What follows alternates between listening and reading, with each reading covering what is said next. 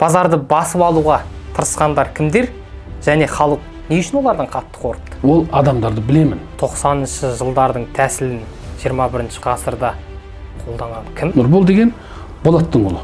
Халық келмей-ақ қойсыншы деп жалынғанын айттыңыз. Дүркіреп тұрған Назарбаевтың дәуірі еді ғой. Алдыңызға бумалап долларлар тастаған жоқ па? Иә, менде Lexus 570 мінім келеді. Алтын Орданың сәләфиттермен байланысы бар деген ақпарат тарады. Бұны айтып отырған халық. Жаңа Қазақстанды құру үшін Тоқаевқа не істеу керек? Қасым-Жомарт Кемелұлы өкпелемес. Ешқандай жаңа Қазақстан емес. Сіз сендіңіз. Саясат бір құйтырқы бір тірлік бар бұл жерде.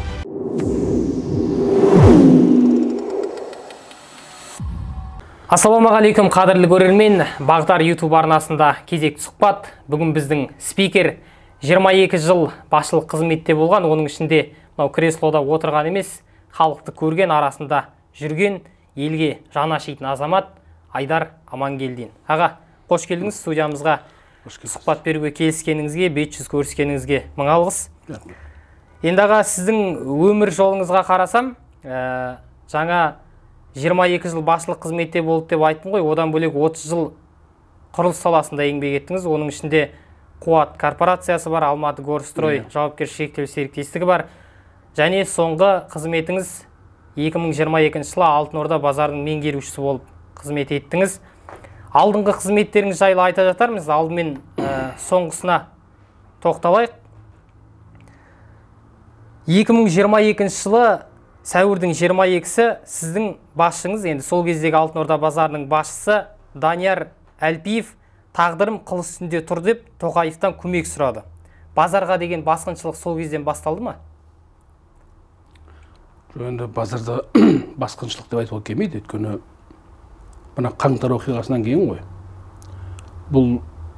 Бұл базарды жаңа Даниярға Әлпиевке қайтарыла бастады. Өзің негізі қайтарыла бастады деген бұл әңгіме Даниярдың әкесі марқұм Алтынбек негізін қалаған осы базар соғысы. Енді әкеден мұра демекші. Данияр бұл базарда әкесімен де бірге істеген, жүрген сол жерде. Сонан кейін осындай бір Құдайдың бергені ма, базар әкеден ұлына қайтып оралған. Сол енді оған енді сол көп нәрсе себеп қойды. Бірақ сол қаңтар оқиғасынан кейін Алтын Орда базары негізгі қожайынына қайтарылды. Енді сөзіңіз сабақтап кетейін, жаңағы айттыңыз ғой, бұл базарды алғаш рет 2000 жылдары қырғыз кәсіпкері Алтынбек Әлпиев достарымен бірге ашқан. 7 жылдай өзі басқарды, кейін 2007 жылы Алтынбек Әлпиевті қасақана өлтіріп, серіктес достары базарды сатып жіберген деген дерек бар. Осы оқиғадан кейін базар кімнің қолына өтті? Енді менің білуімше, Алтыкен ол қырғыз кәсіпкер емес. Ол негізі өзіміздің осы Қазақстан тумасы. Қазақ жігіт ол негізі. Бірақ нағашыларының қолында біраз жылдар тәрбиеленіп, енді мүмкін содан кейін шығар қырғыз кәсіпкер. Қазір әлеуметтік желіде мүмкін солай шығар әйтпесе. Енді қасақана болғанда бұл кісінің қайтыс болуы енді өз басым, өз ойым. Нақты әдейілеп өлтірілді дегенге көп сене бермеймін. Бұл оқыс жағдай болуы мүмкін. Енді онан кейін әрине бұл базарда өзі жоқтың көзі жоқ. Данияр ол кезде әлі жас бала. Сол заманда білесіз, қандай дәуір болып жатқан сол кезде. Билік кім деді? Күшпен тартылып алған базар ғой. Кім тартып алды? Енді сол кезде дүркіреп тұрған Назарбаевтың дәуірі еді ғой.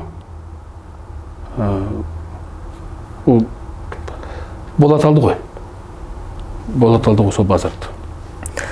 Жалпы 10 шілде күні базарға әлдекімдер басып кіріп, қару ұстанған азаматтар саудагерлерді біраз шулатты.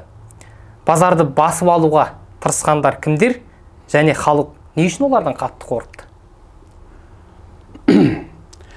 Енді бұл базар болғаннан кейін бұл жерде сауда орны, кәсіпкерлердің өзі 7 мыңнан асады, мысалы саны. Әртүрлі қиқу сөздер көп. Мен істеп жүрген сол кездері мен жиі еститінмін халықтан көбіне. Мына Болат Назарбаевтың тұсында жаңа басшының қандай болғаны, сол кездердегі контролерлер дейді ғой, солардың қарым-қатынасы саудагерлермен, адамдармен. Енді нақты сондай қатты демесем де зорлық-зомбылықтар болып тұрған екен. Жаңағы адаммен сөйлеспеу, заттарын теуіп лақтырып тастау, жаңағы қорқыту жиі болып тұрған екен. Халық мұңын, шағымын жиі жеткізе алмаған, айта алмаған. Ылғи басып тастап отырған. Сондай бір көп жайттар молынан етек алған ғой. Жаңағы жұмсам жұдырығымда, ашсам алақанымда деген сияқты сондай бір жаңағы ережемен, тәртіппен ұсталып отырған ғой базар. Жаңағы қорқыту, үркіту деген негізгі құрал, жаңағы қару болған ғой. Енді сіз 2022 жылы жаңа қаңтар оқиғасынан кейін келдіңіз Данияр Әлпиевтің шақыртуымен. Және солдан кейін жаңа айттым, ол кісі Тоқаевқа жаңа көмек сұрап хат жазды. Жалпы қарулы, жаңа бейбіт күнде қарулы адамдарды жіберуге кімнің қауқары жетуі мүмкін базарға? Сіз ішінде жүрдіңіз ғой? Иә, енді мен бірінші болып Алтын Орда базарында мынау екінші павильонды аяқтау тұсында жаңағы құрылысты аяқтау жолында сол құрылысшы болып келдім. Сол құрылысты басқару ретінде. Жаңа аяқтаған соң Данияр ұсыныс жасады. Павильонның меңгерушісі болды. Жаңағы сұраққа келетін болсақ, кімнің қауқары бар? Ол жасыратын жоқ, оны сізден мен де істей алмаймын. Қарумен болмаса бір белгілі бір топты ертіп келу, мысал үшін. Әрине ол қайткенменде де жаңағы байланысы бар жоғарыдағы биліктегілермен. Жаңағы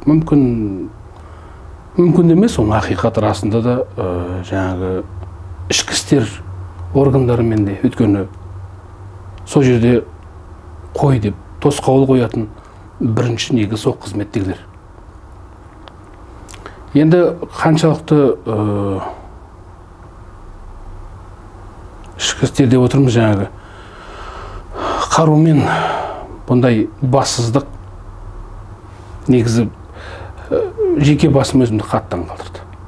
Өйткені біз мынау қаңтар оқиғасынан кейін жаңа өзіміздің президентіміздің аузынан, қаншама шенеуніктің аузынан естиміз жаңа Қазақстан дегенді.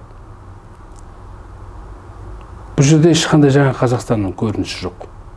Өйткені мынау істелінген метод дейміз ғой, айла тәсіл. Бұл сол бұрынғы 90 жылдарда еске салады. Қоқан-лоқ көрсету, күшті көрсету. Мен не істесем де маған ол үшін ештеңе болмайды деген бір тәсіл. Ол көрініп тұрды. Өйткені мен еш миыма сыймаған, мысалға, қаншалықты сен дұрыс болып тұрғанның өзінде де ондай күшті пайдаланудың қажет жоқ. Өркениетті түрде істеуге болатын еді. Келдің, отырдың, қағазыңды көрсеттің. Соттың шешімі бар, мысалға. Орындалмай ма? Сот орындаушылар бар. Мысалға. Сол мезетте ол жақ жаңадан келген басшылар тарапынан, топтан үлкен қателік мынау информацияның жоқтығы. Жасырын түрде. Солай көрінді. Келді, тұра қалды. Қоршап алды, жауап алды. Өзара мынау күзет. Бұрынғы сетқан күзет, жаңадан келген күзет, өзара жігіттердің арасында сөз болды. Араласпа, жолдан кетіп қал, жағдайын қиындап кетеді ертең сенің. Анау мынау. Әрине, әркімде бала шағасы бар, әркімде жағдайы бар. Олар да ойланып қалды. Енді толығын айтатын болсам, бәрі тұспа-тұс келіп қалды сол мезетте. Мынау әртүрлі саладан тексерістер келді. Жаппай тексеріс. Мемлекеттік? Иә, мемлекет тарапынан қаншама саладан тексерістер келе бастады. Сол салығың болсын, салық қызметінен, ол төтенше жағдайлар болсын, санэпидемия станцияның эпидемиологиялық жан-жақтан қыса бастады. Шағымдары бар. Әр бутикке кіріп, саудагерлермен сөйлесіп, әркімнің шағымын алып, солар тіркей бастады. Бір көзбен қарағанда, ол саудагердің бір кішігірім шағымдары, ол базардың өзінің ішкі жұмысы ол. Негізі. Оларға тіпті ешқандай қатысы жоқ. Өйткені салыққа, мысал үшін, үкіметке түсетін салықтың мөлшері, көлемі, саны қажетті, негізгі мақсат. Ол сыртқа кетпеу керек, ол төлену керек. Мысалға, төтенше жағдайларды. Оларға да қауіпсіздік негізгі адамға зиян тимейтіндей. Бірақ барып әркіммен сөйлесіп, неліктен, не үшін, сол кезде маған бір күмән тудырды. Сол арпалыс сәтте, арпалыс кезеңінде, бұлар бірінші белгілі участокты, бөлмені жаулады. Сол жерге барып тұрып алды, қысылып. Соны аламыз деп жаңағы. Екі әкімшілікте? Жоқ, бірінші бұлар бұрынғы күзеттің өзінің жеке бір кабинеті болды. Күзет басшылығының. Бірінші сол кабинетке бірінші олар жүгірді. Өйткені бұлай болды. Бұл жаңа басшының күзетшілер келгенде, бұлар айтты, біз тек күзетеміз ғана деді. Күзетеміз тек. Базарды күзетеміз. Өйткені мына күзеттің лицензиясы тоқтап қалған. Тоқтап қалғаннан кейін біз басқа компанияға ұсыныс жасап, біз соларды алып келдік деді. То есть, кім деп отырмын? Бұл екінші акционердің сөзі деп ойлаймын. Өйткені солай деп жаңағы өкілетті адам айтты ғой сөйтіп. То есть, екінші акционердің біз адамымыз, мына сол кісінің фирмасы, біз сол фирманың атынан келіп тұрмыз деп. Біз тек охрананы аламыз, күзетті. Бізге керек жоқ, жұмыстарыңыз істей беріңіздер бәріңіз деді. Ешкімге зиян тимейді деді. Істей беріңіздер. Аға, енді анығын айтайықшы, жаңа өзіңіз айттыңыз ғой, 90-шы жылдар дедіңіз. 90-шы жылдардың тәсілін 21-ші ғасырда қолданған кім аға? Жаңа басшы деп отырмыз. Иә, енді мысалға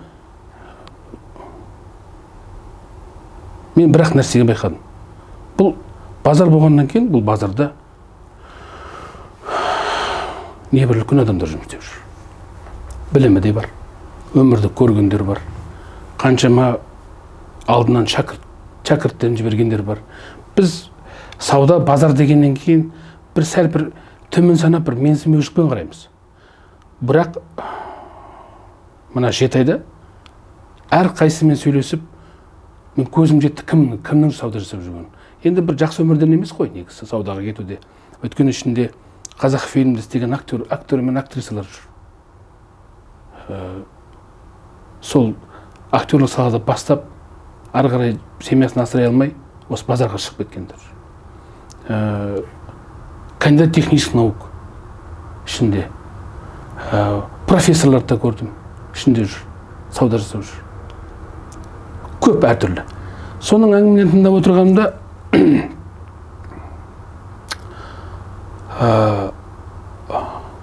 бұл екінші акционер, Хамзин дейді, енді білмеймін. Ол кісі жаңағы орысша айтқанда подставной, то есть қол соқпары. Иә, Нұрболдың адамы. Нұрбол? Иә, Нұрбол деген Болаттың ұлы. Жаңа айтып отырған Назарбаев. Бірақ сол Нұрболдың заманда енді өзім көзім көрген емес, бірақ Абдықапаров Данияр деген директор болған. Енді бұлардың да тікелей қатысы бар деп айтады. Енді әрине ол бұл жерде ешқандай таңғалатын ештеңесі жоқ. Енді қайткенменде де енді бір қызығы мен бізде мына Алтын Орда базарының саудагерлерінің тобы болатын WhatsApp-тағы. Енді сол жерде бәрі талқылайды ғой. Мен де жаңағы естігенімді сол топта жазғанмын. Қазір түсіндіремін не айтып отырғанымды. Содан мына басшылыққа базар өтіп, бұрынғы менімен бірге істеп жүрген базарда контролер жүрді жаңағы. Старший контролер дейміз, солардың барлығы мына жаққа өте бастады. Түгел толықтай. Жаңа Болат Назарбаевтың баласының қоластына. Солай деп айтуға да болады, иә.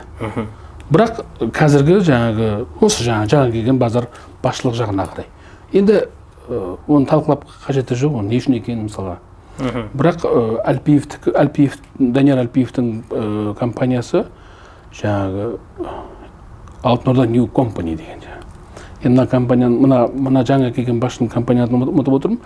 Сол Әлпиев істеген команда мына жаққа шығады. Содан маған ұсыныс жасалады. Сен де кел деп маған. Жауабыңыз қандай болды? Содан бірінші күні келдім, күтіп отыр екен, әңгімені бастадық. Енді әңгімені бастап сөйлесіп отырған кезде, енді білмеймін, мына жерге жағымда біреу отырды, охрана бастығымын деді, күзет бастығымын деді. Сіз жаңа бастықты директор танисыз ба, бұрын соңды көрдіңіз ба деді. Жоқ, көргем жоқ. Онда сіз неге бұл жаңағы Абдықапаров Даниярдың інісі Болат Назарбаевқа қатысы бар деп айттыңыз деп. Мен содан айттым, есіне шығып кетті, қай жерде дебем, WhatsApp-тан көрсетті скриншотты, мынау сіздікі ма деп. Иә, мына мен жазғаным дедім. Енді қандай фактыңыз бар деді. Факті болғанда бұны айтып отырған халық. Халық қалт айтпайды. Халық бір нәрсені біліп айтады. Деп едім, сонда сіз не өсекке сенесіз ба деді. Жоқ, өз басым өсекке сенбеймін, негізі. Бірақ бұл жерде ол топта 496 адам отырғаннан кейін, 496-ның 30% бір ауыздан сөйлеп отырғаннан кейін, негізі көзім жеткені сол, ақиқат болады ондай кезде. Ақиқат бар. Алдыңызға бумалап долларларды тастаған жоқ па? Менің жағыма өт деп. Өт дегенде жоқ, ұсыныстар болды. Ақшалай болмаса да жаңағы мынандай жағдайлар.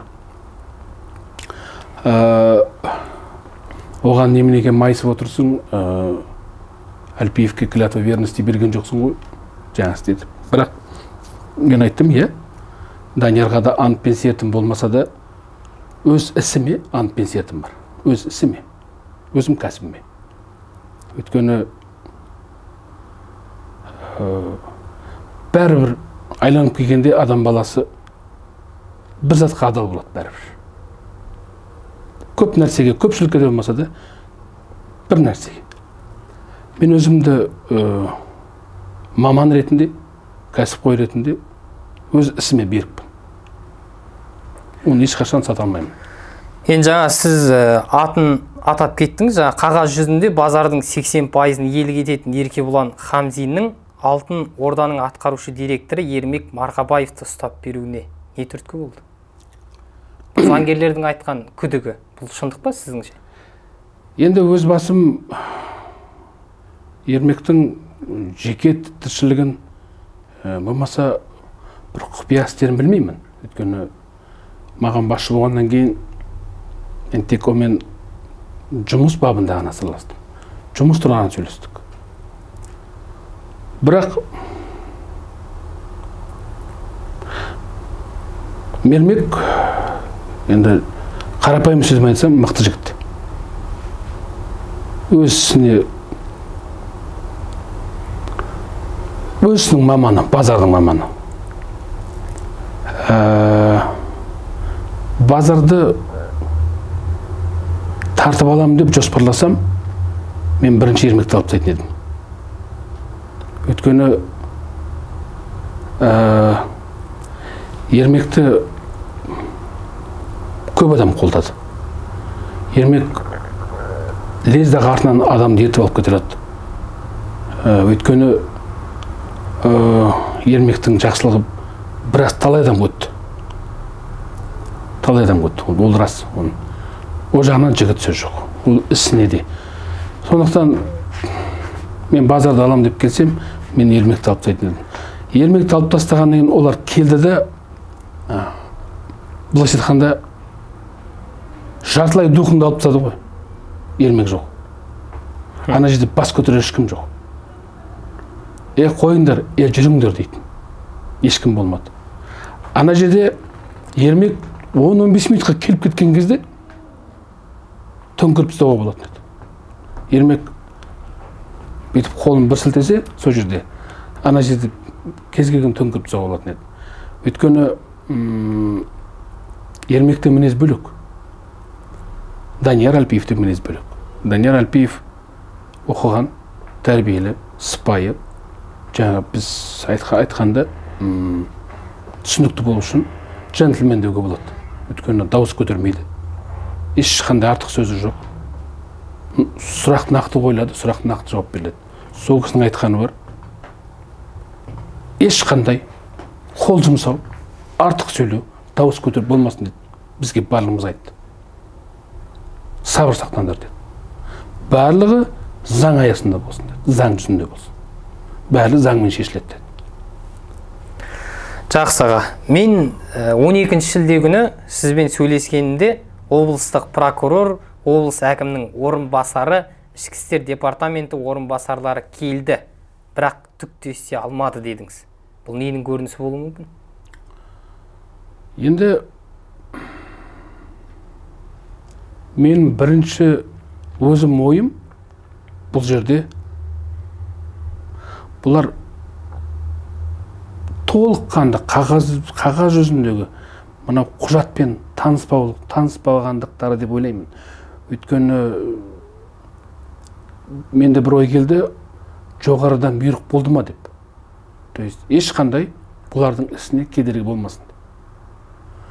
Өйткені қазіргі таңда мысалға қылмыс арыз, Данияр Әлпиев атынан арыз түсіп, қылмыстық іс қозғалып жатыр. Соның бәрін әбден көз жеткізіп тексерген кезде мүмкін біраз нәрсеге жол берілмейтін беді. Біраз заң бұзушылықтарға. Енді тағы да келем, бұл 90 жылдардың кішкене көзсіздігі, бассыздығы деуге болады. Күшпен алу, қорқыту. Билік менде не істеп аласың деген әңгіме ғой. Не істейсің қолынан келген істеп ал. Жаңа айтып кеттім, жаңа Қазақстан деп бізде. ешқандай жаңа Қазақстан емес. Бізде афиша ғана өзгертілген. Мысалы үшін дүкеннің атауы өзгертіледі да, дүкендегі товар мен сатушы сол қалып. Жаңағы уақыт мерзімі өтіп кеткен товардың тұруы да, мысалы сапасыз товар, бәрі сол қалпы. Түгел сатушы да өзгертілмеген. Орысша айтқанда товарды әкелетін поставщик та өзгертілмеген. Тек атауы ғана. Афиша ғана өзгертілген болды. Басқа ештеңе. Барлығы сол метод. Ескі сол метод. Енді жаңағы басқыншылық әрекетке оралайық. Сол жағдайлардан кейін халық келмей-ақ қойсыншы деп жалынғанын айттыңыз. Халық бұлай жалынатындай бұрынғы басшылық не деген? Жаңа жоғарыда шолып айтып өттіңіз ғой, соны тағы бір айтыңызшы батырып. Мынау тек Алтын Орда емес, мен ойлаймын өзі. Тек мен айтарым, бүкіл қазақ даласы шығар. Расымен де мынау 30 жыл әр қазақтың көңілі мен жүрегіне тиіп қалған болу керек. 30 жылғы билік, 30 жылғы көрініс, 30 жылғы өмір. Өйткені 50 жылда ел жаңа дейді. 50 жылдың 30-ын өтіп кетті. Баяғы жартас, сол жартас. Мен жұмыс істеп жүріп, мына Алтын Орданы көз алдыма елестеттім, кішігірім ғана Қазақстанды, мына Алтын Ордаға. Өйткені қалай салыстыруға болады? Бұл жерде Алтын Орданың өмірі бөлек, басқа базардан қарады. Алтын Орда кішігірім бір мемлекет, өз ішінде. Алтын Орданың ішінде бар адамдар Алтын Ордадан шықпаған қалаға. Алтын Орданың территориясынан ары бармағандар бар. Мына Алтын Орданы менің байқауымша Алтын Орда істеп жүрген әр кәсіпкерді, адамдарды, сүйреп жүрген ташкіні жігіттерді, бір бұрышта отырған апаны ешкімді адам демеген. Адам деп сөйлесіп, олармен тілдесіп, мұң-мұқтажын тыңдау, ондай болмаған. Мен бұл жұмысты бастаған кезімде байқағаным ылғи да агрессия. Адам көрініп тұр, агрессияны лебі ұрып тұрды. Мен келіп, бір нәрсені тартып алатындай ғана байқалыппын оларға. Бірақ келе-келе түсінді. Олар ақырын өзгере бастады халық. Бұл жерде жаңағы метод қой, қорқытты бүркітіп ұстау. Адамды адам демеу, басып ұстап отыр. Байқайым, жарайды, бүкіл Қазақстанның көлемді алатын болсам, мынау Совет замандағы, кеңес үкімет замандағы мынау адамды басып ұстау, сәл кішкене босаңсыған менде Алтын Ордада мықты көрініс қалған. Қорқытып ұстау. Ол әрине адамды қорқытып ұстау, бір билеп отырған бір адамға өте пайдалы, өте тиімді. Не керек оны қайта зарлап отырған оған? Ол үндемеу керек. Халықпен жұмыс істелінбеген. Адамдармен тілдесіп сөйлесіп болмаған. Жаңағы ол кәсіпкер болғаннан кейін ол еркіне жүрген жоқ қой жерде. Сағат таңғы 4-тен келеді. Түнгі 11:30-да товарын жинап жатады. Ол үйіне барады. Кейбірі тамағында ішпейді, жуынбай чайын сол жерде құлайды үйінде, ұйықтайды. Таңғы 4-те қайтадан 3-4 сағаттан кейін. Бұл үлкен бейнет, бұл үлкен еңбек бұл. Оны түсініп, оны оқып тұрған ол жаңағы әкімшілік емес, оны көріп тұрған да жоқ. Осының бәрі Әлпиев келгеннен кейін өзгере бастады. Өйткені Әлпиев маған ұсыныс жасаған кезде маған айтты, боқтау болмасын деді. Жаңағы орысшасы бар, ары кет деген сөз болмасын деді. Шаман келгенше қатты сөйлемеуге тырыс деді. Бірақ тыңда, түсіндір, көмектес деді. Сонан кейін мен өзім байқай бастадым адамдардың бір көңіл күйін. Адамдардың әбден сәтті болып қалған бір үрейі. Менің тұсымда менге шоп бастаған кезде мына кішігірім павильонның ішінде цоколь деген бар, этаж астыңғы митингтер көп болып жатты. Мен ақырын басып отырдым бәрін. Мен әрқайсымен сөйлесіп түсіндім. Бұл дәп сол жердегі мұң-мұқтаж емес. Бұл бірнеше жылдан жиналып келген мұң-мұқтаж адамдардың. Өйткені олар көрді. Данияр Әлпиевтің тыңдай біледі адамды. Ермек те тыңдай біледі. Значит, айту керек. Демек айту керек оны. Жаңа бұзақылардың арасында қаңтар оқиғасы кезінде базарды тонаған күзет сарбаздарын көрген бұқара бірден айғайға басты. Бұл шындық қой? Енді қаңтар оқиғасында енді ол базарда болған жоқпын, көрген жоқпын, бірақ ол адамдарды білемін. Енді жеке кәсіпкерлер ғой. Сол жерде менің қарамағымда мен бақылаған сол базардағы кәсіпкерлер, иә, анау жігіттер келіп тұрған кезде айғайлай бастады. Мыналар деп. Көздері әйнектей болып жүрген, араққа тойып тонаған осылар деп. Естідім ол сөзді, иә, маған да кеп айтты, бұл охрана қалай охрана болады. Сол кезде көзімізді бақырайтып қойып тұрып тонағандар қазір кім оған кепілдік береді деген сөздер болды, әрине, оны естідім. Сізбен сұхбаттасқан кезде, сіз сол кезде телефон арқылы басшыңыз Данияр Әлпиевпен сөйлестіңіз. Иә. Сол кезде сұрадыңыз, біз сенімді бола аламыз ба деп сұрадыңыз, содан кейін ол кісі барлығы заң жүзінде бізде деді. Сіз сендіңіз. Ал енді сенімнің сейтінеген сәті қай кезең болды? Құзырлы органдардың қимылдамауы. Барлық күштің Даниярға қарсы болуында көріне бастады.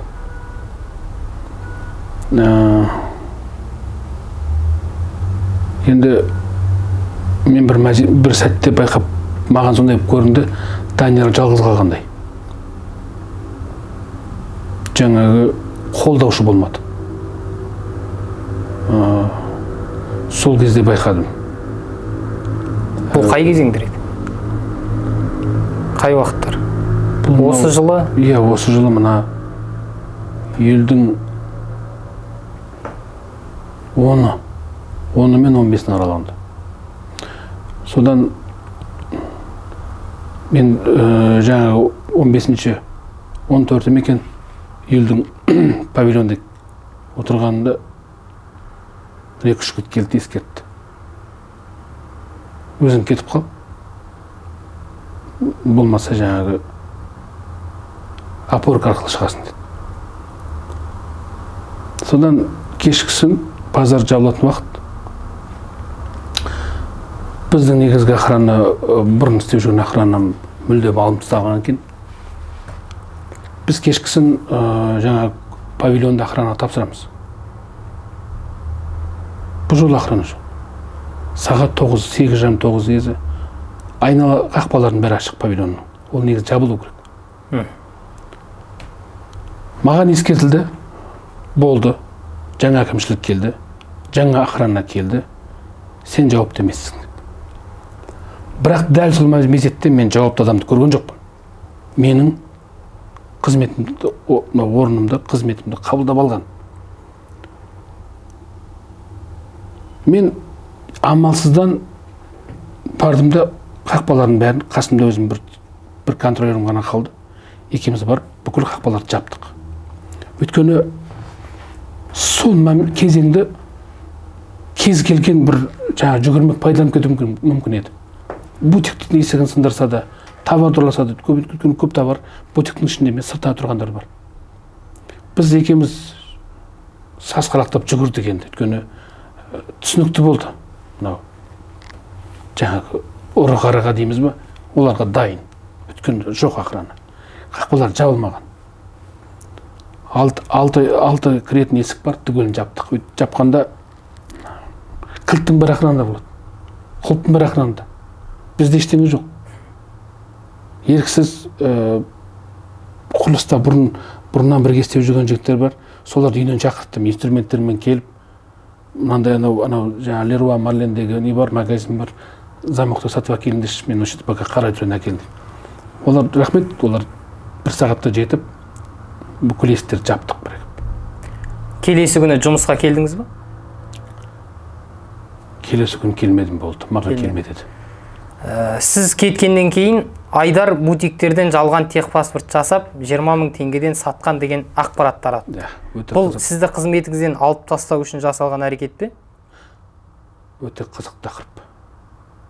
Мен атын атамай-ақ қоямын, бірақ менің алдымда болған меңгеруші жаңағы. Білмеймін, қарым-қатынасымыз жақсы еді, бірақ қалай тез өзгергенін өзім түсінбедім. Осындай кезде Австриян бір композитордың сөзі бар еді. Бір сәтке өмірден ләззат алғың келсе кек қайтарды. Ал өмірден мәңгіге ләззат алғың келсе, онда оны ұмыт деп. Мына жерде мен байқағаным, бір арпалыс, бір кек қайтармай айналысып кетті бұлар. Мүмкін ермекте бір өші бар ма, әлі дәкеңде өші бар ма, туған туысқандарына тиісіп жатыр. Бутиктарын тартып алып жатыр. Ол бутикқа ақша құйылған, заңды құжаты бар. Сол тартып алған жігіт, сол бутикті өзі берген.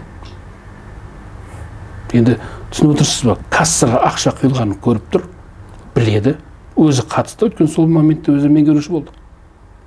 Өзінің қолынан өтті ол құжат. Енді тартып алып жатыр.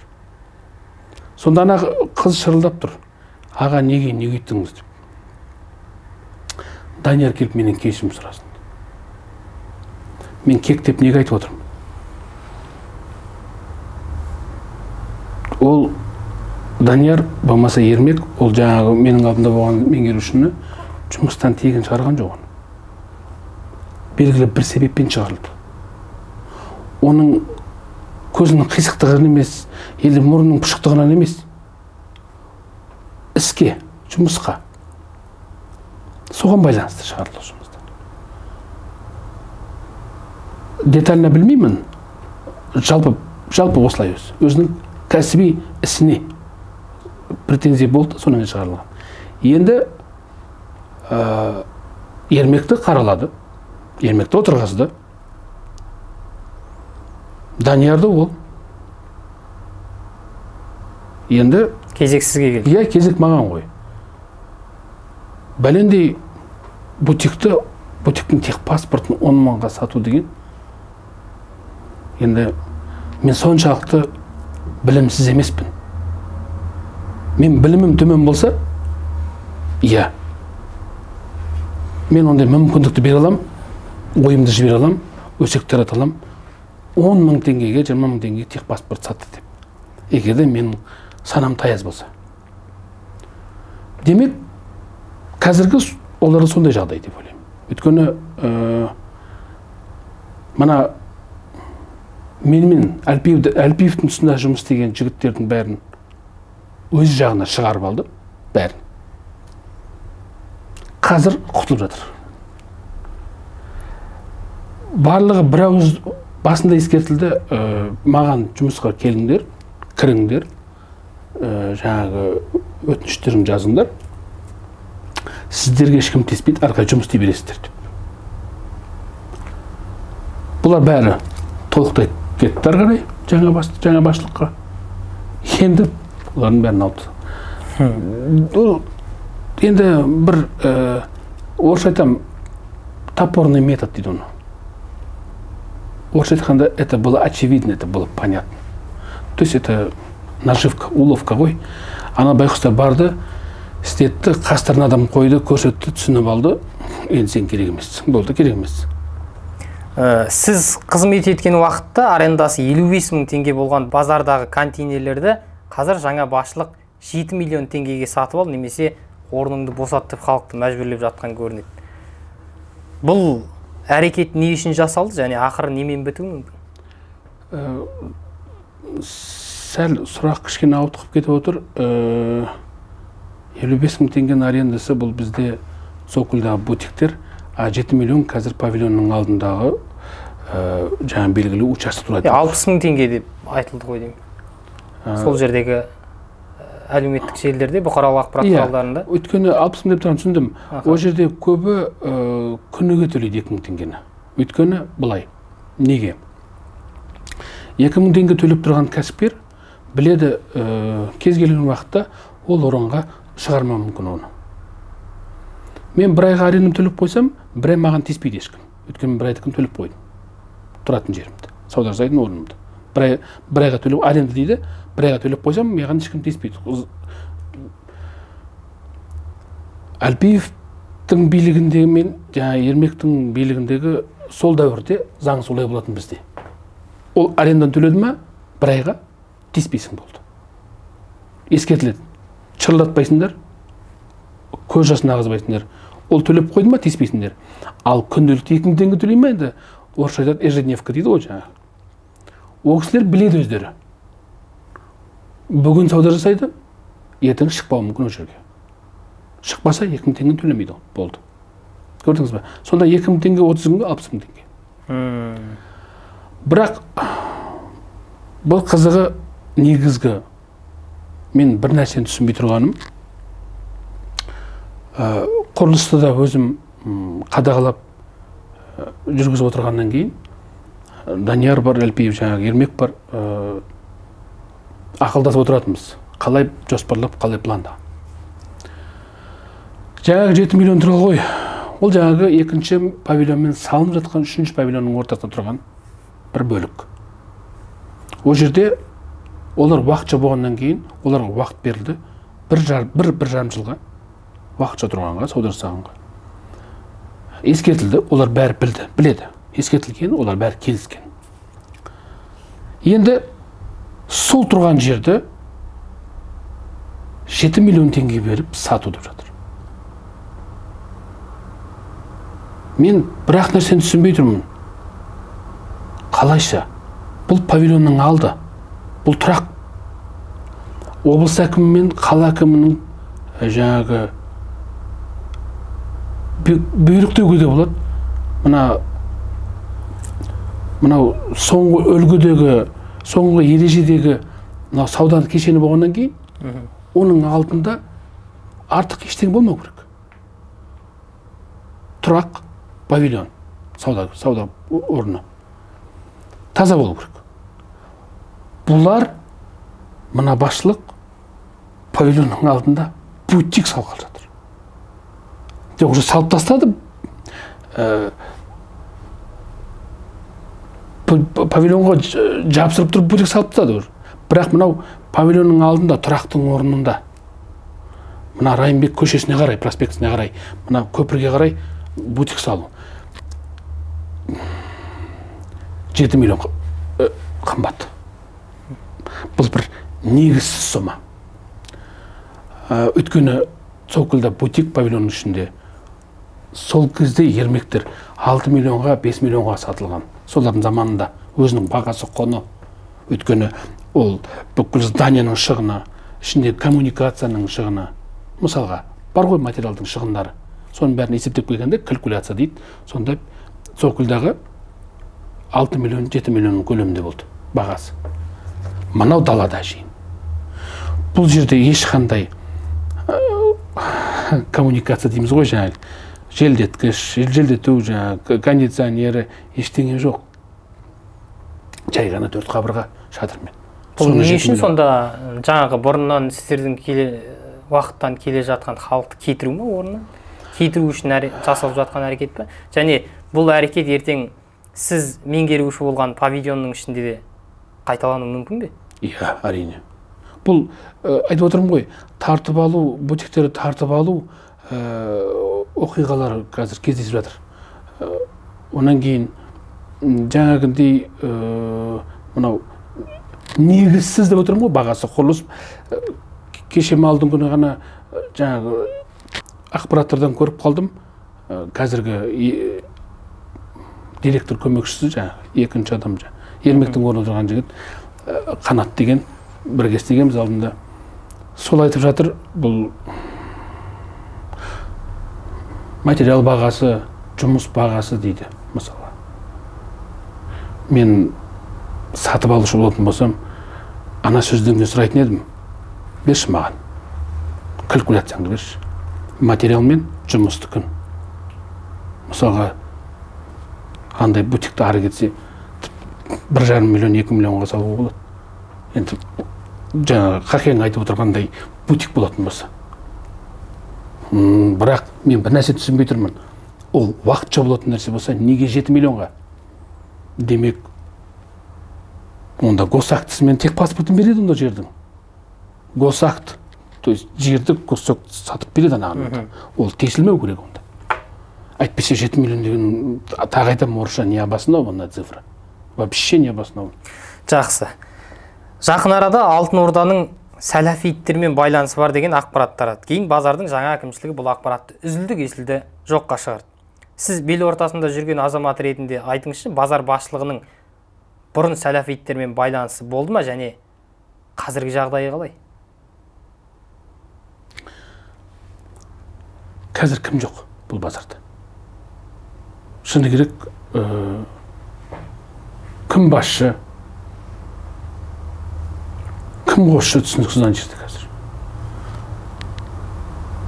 Біреуі базарды алар кезде біз жалдамалымыз дейді да, бізге ақша төленген жоқ, біз өз ақшамызбен өзімізді қоректендірдік. Бірақ базар алғаннан кейін өз доляларын аласыңдар, тапқандарың сендерге не табасыңдар, қалай табасыңдар сендердікі. Сөз сонымен болды деген әңгіме, сондай естідім. Оны сол ақырынан жігіттер өздері айтты. Енді салафит дегенде, директордың жан-жағында байқадым, сақалды жігіттер бар екен. Охранада да бар сақалды жігіттер. Енді ол салафизмде ме, ваххабизмде, енді ол жағын білмедім. Өзге дін ағымының өкілдері. Ол түсінікті енді, әрине енді. Ол бірден көрініп тұрады ғой көзге. Олар бар, сөз жоқ, оның бәрін. Енді тәптіштеп іздемедім, байқамадым, сұрастырмадым. Бірақ қайткенменде де жаңағы қатты айтымада болады, 7 миллион деген афера. Это афера. Жақсы. Айдар Амангелдин, Назарбаевтар әулетінің жаңа Қазақстанға ықпалы бар дегенмен қаншалықты келіседі? Пайызбен айтып көрейікші. Ықпалы? Қандай ықпал болуы мүмкін, егер ештеңе өзгермесе? Ештеңе өзгермесе. Ол қалай 100% үстемдігін жүргізіп отырды, ол сол қалып отыр. Біз анау қалай айтсам болады, көз бояушылық. Білмеймін не үшін, білмеймін кім үшін. Оны бесікте белі қатпаған балаға дейін түсінеді. Бұның бәрі көз бояушылық. Айтып отырмын ғой, бағана базарды кішкентай Қазақстанға салыстырып отырмын. Беспредел. Тура Қазақстанда жалпы болып жатқан беспредел дәл сол Алтын Ордада болып жатыр. Тек халықты қанау, тек халықты жеу, тек халықтың тоз-тозығын шығару. Ол өзінің күнделікті күйбің тірлігімен жүргенде, ол сендей шаруасы болмайды. Бұл бүгінгі биліктің ұстанымы ма сізіңше? Менің өзім жеке басым пікірі дәл солай. Адамда күнкөріс үшін бітпейтін проблема болу керек. Күнделікті бітпейтін проблема. Адамның миы күнделікті бір нәрсемен толықтай ананы игеріп билеп отыру керек.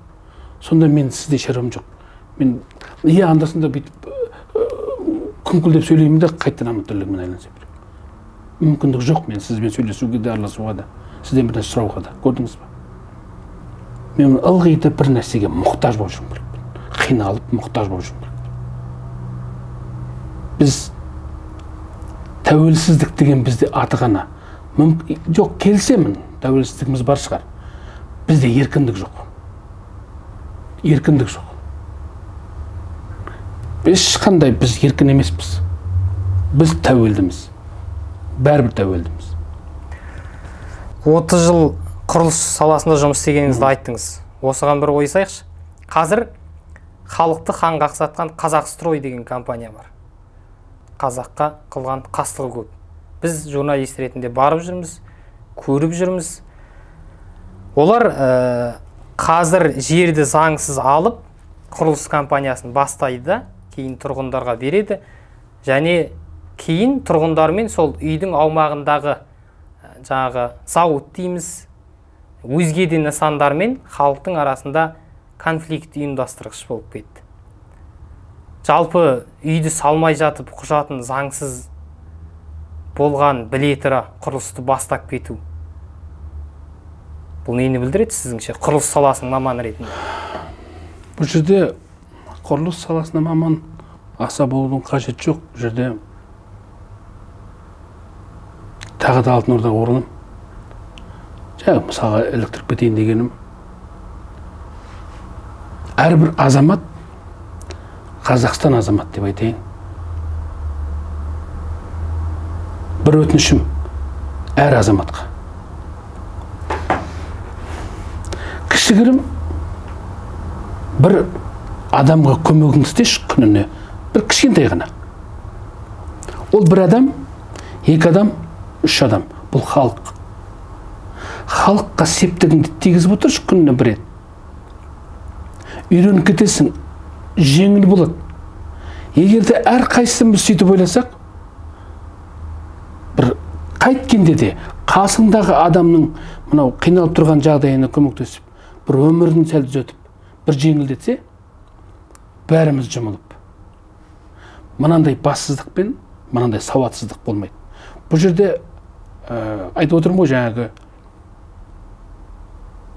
дәл алтын орда болып жатқан келеңсіз жағдайлар бүкіл Қазақстанда. Мынау айқын зеркальный айнасы мынау. Алаяқтық та бар, барлығы бар, надандық та бар. Түгел. Мынау жаңа құрылыс саласында да бұның бәрі орысша айтам, безнаказанность. Значит, демек, менің блатной бір ағам бар.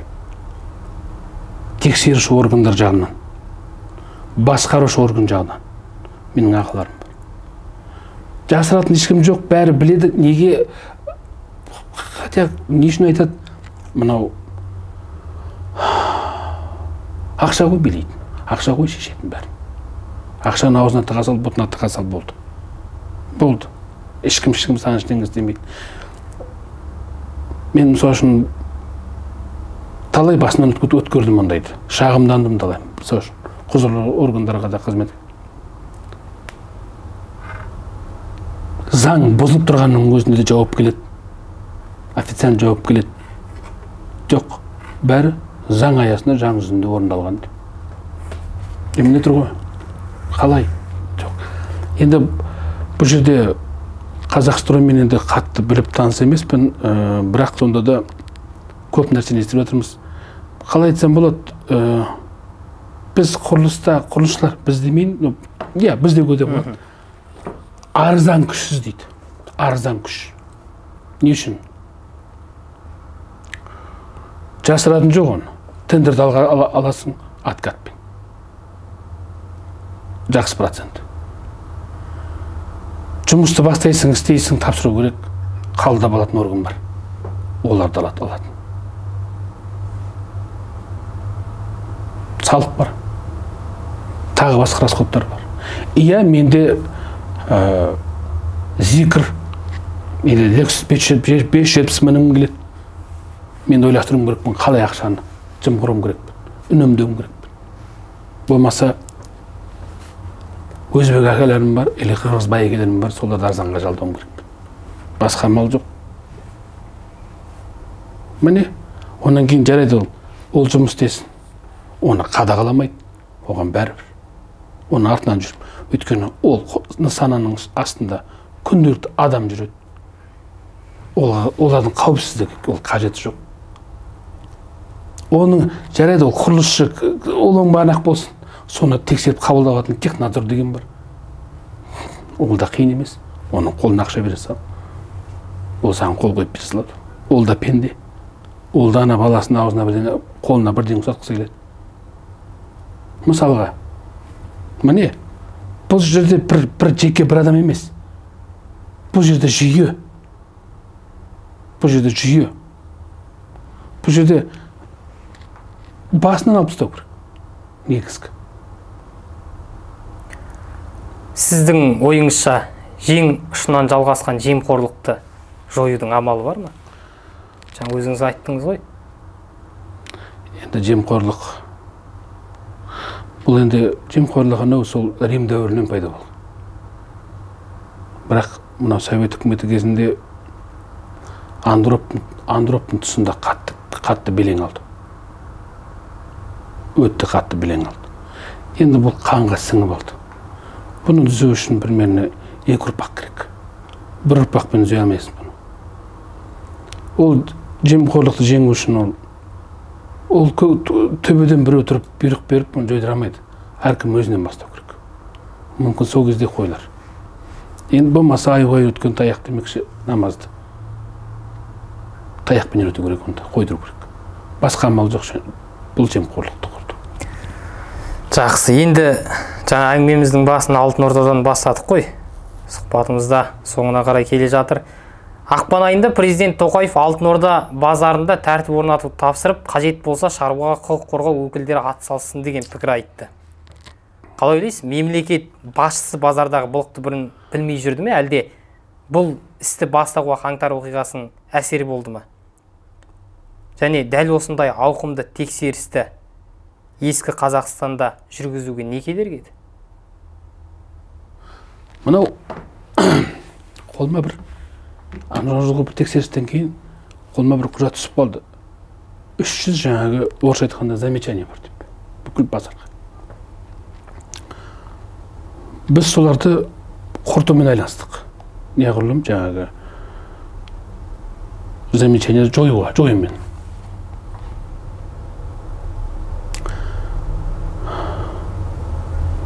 Біраз іс атқарылды, үлкен іс атқарылды. Кәдімгідей жұмыс жүрді. Бірақ сол 300 қозғалмады орнына. 300 болып қала берді.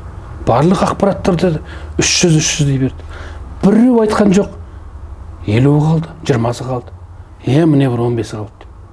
Ылғи 300 деп тұрды. Жаңа келген басшылық дейді, бұлар 300 жаңағы замечание болған, біреуінде орындаған жоқ, қимылдаған жоқ. Сондықтан біз мынау акционерлердің шешімі бойынша Әлпиев Даниярдың басшылық қол астына бұл базарды аламыз деп. Жалған ақпарат. 300 болса ол болды. Қаңтардан кейін тексерістен кейін. Бірақ сәуір айынан бастап, сол жылғы сәуір айынан бастап, бұл замечаниялардың бәрі жойыла бастады. Соны 300 деп жазып берген орган 300-ден осынша қалды деп айтқан жоқ. Өткені төтенше жағдайлар бойынша жаңағы сол министрліктің келген мынау өкілдерінің замечанияларын көбін алып тастадым мен, орындап тастадым. Өздері келіп көздерімен көріп қабылдап алды. Бірақ жаңағы 300-ден ол шегерілмеді. Саясат, бір құйтырқы бір тірлік бар бұл жерде. Сол 300 замечание болды, Тоқаевтың замечание берген, сол орындалмады. Сол үшін біз жаңағы Әлпиевті орысша айтқандай отстраняем. Ашынып тұрғаным, ол 300 замечанияның тең жартысы маған тапсырылды. Көзін құрт деп. Мен атқардым істі. Мен жасадым ол жұмысты. Қаншасын жоя алдыңыз? 100-ден артығын. Өйткені бүкіл базар бойынша ғой. Бірақ ең көбі тиесілі маған тиді. Өйткені павильон, жаңа павильон ғой. Эксплуатацияға енді беріліп жатқан павильон. Уже болады енді көп нәрселер кішкене. Өйткені бұл павильонды бастаған бөлек, сосын ортасы бөлек, жалғастырып аяқтаған бөлек жаңағы басшылар. Өйткені бөлініп салды бұл павильон. Болат Назарбаевтың тұсында басталды мысалы. Әлпиевпен бітті. Мысалы. Сондықтан ол бір жаңағы подрядчик орындамай кетті, келесі подрядчик, онан кейін подрядчик орындаса болады ол. Бірақ бәрі аяқталды, бәрі орындалды. Бірақ сол 300 неге шегерілмей қойды, соған таңғалдым. Әлі де айтып жатады, 300 замечание болған, 300 замечание болған. Мен таңғалатыным, сол тексеруші органдар қазір қайда? Қалды менде павильон бойынша бір 4-5 замечание қалды. Үлгермедім аяқтап оны. Бірақ сол қалпы тұр. Неге соны барып тексеріп аяқтамайды жаңағы төтенше жағдайлардан санэпидемстанция